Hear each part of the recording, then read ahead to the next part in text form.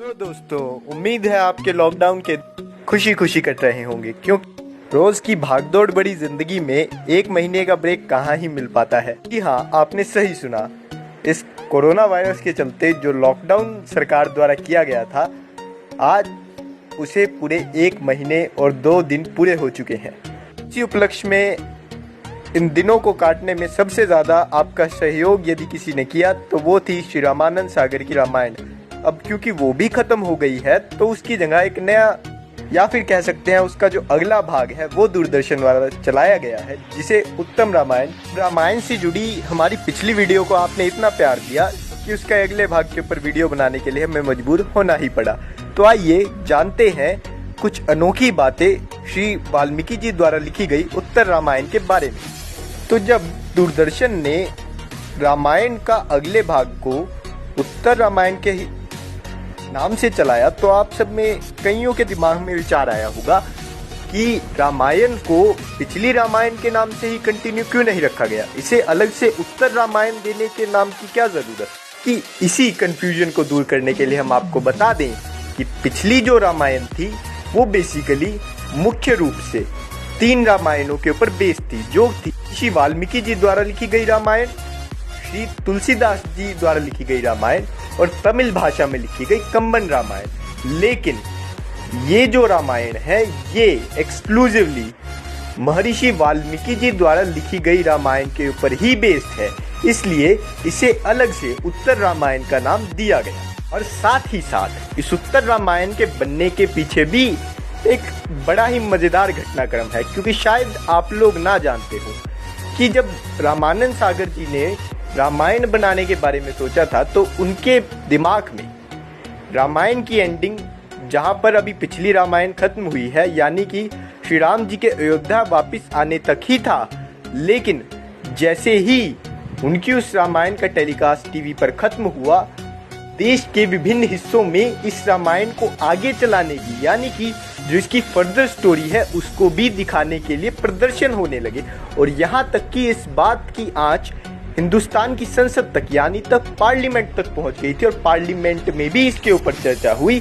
तो इससे प्रेरित होकर रामायण के मेकर्स ने इसे आगे बढ़ाने का निर्णय लिया, जो कि आप सबके सामने उत्तर रामायण के रूप में प्रस्तुत है। पिछली रामायण के अगर कोई सेंटर ऑफ अट्रैक्शन थे तो वो थे उसके मुख्य किरदार, जैसे कि भगवान राम, माता सीता, श्री लक्ष्मण, रावण इत्यादि इत्यादि। लेकिन उत्तर रामायण के मुख्य किरदार या सेंटर ऑफ अट्रैक्शन यदि कोई थे तो वो थे भगवान लव और भगवान कुश।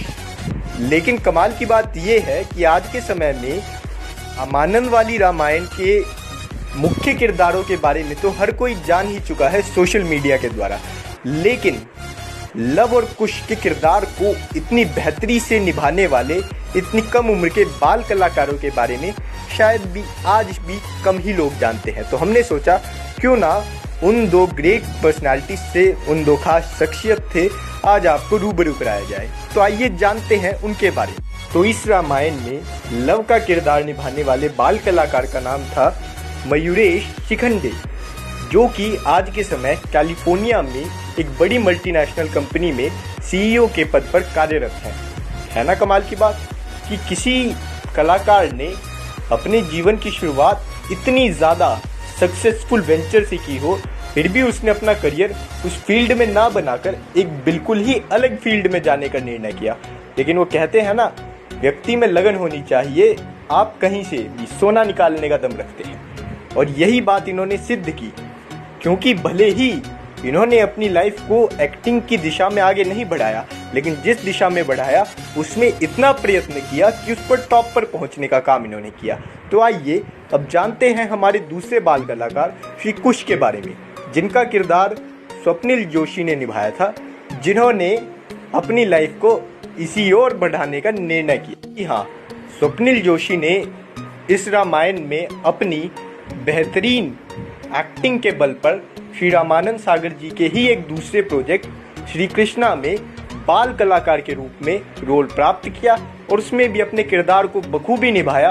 और ये उनकी एक्टिंग का ही प्रताप था कि इसके बाद उनके करियर ने एक लीप फॉरवर्ड ले ली और वो आगे ही बढ़ता चला गया। इसके बाद उन्होंने बहुत से हिंदी सीरियल्स में काम किया, 1998 में आई फिल्म गुलाम मुस्तफ़ा में भी उन्होंने सपोर्टिंग कैरेक्टर का रोल निभाया और साथ ही साथ इसके बाद उन्होंने जो उनकी नेटिव इंडस्ट्री थी यानी कि मराठी फिल्म इंडस्ट्री, उसके अंदर अपना सिक्का इस तरीके से जमाया कि आज भी स्वप्निल जोशी का नाम वहाँ हर कोई जानता है, क्योंकि उन्होंने बहुत सी फिल्मों में बतौर लीड एक्टर, बतौर सपोर्टिंग एक्टर अपना रोल बखूबी निभाया और अपने बचपन में किए गए उस रोल को सही मायने में कृतार्थ भी करके दिखाया।